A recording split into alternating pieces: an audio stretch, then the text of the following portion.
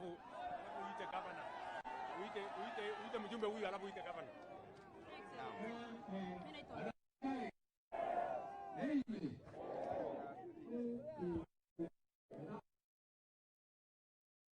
Kiajaya mjambo.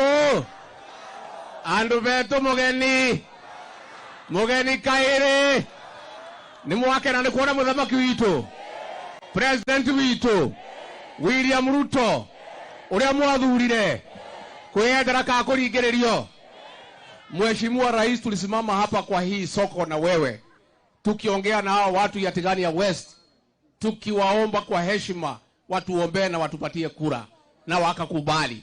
Na umefanya kitu ya maana sana Rais. Pahali uliombea kura kwa jua, umeweka soko ya 150 million.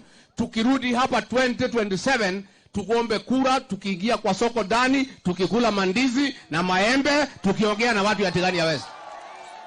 Na hayo mambo ya barabara Rais amepanga itafanyika. Mambo ya maji itafanyika.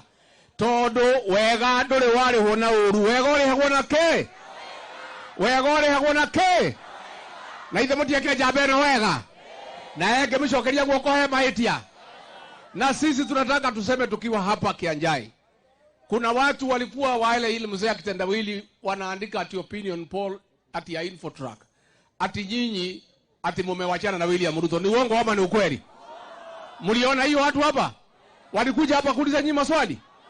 Nyinyi wacha kueneza uongo. Nimeona jana hii watu ya ODM wakijaribu kusema ati hapa mlima ati watamshinda huyu William Ruto. Hii watu kichwao ni mzuri. Sisi naambia nyinyi watu ya ODM, mambo ya watu ya Mlima Kenya muachana naye. Sisi hatuna biashara na nyinyi milele. Muliletwa na system na machief tukafukuza nyinyi. Sisi tunasimama na William Ruto kama region hii. Tumekubaliana?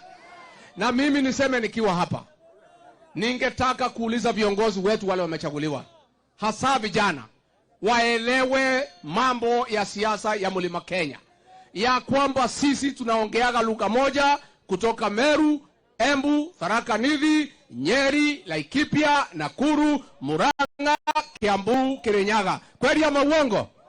Kuna mtu unataka tukawanyishe? Hatutaki mtu yeyote kujaribu kugawanya Mlima Kenya kwa misingi ya kikaunti. Ati wewe ni wa Kiambu, wewe ni wa Meru, hiyo maneno sisi hatutaki.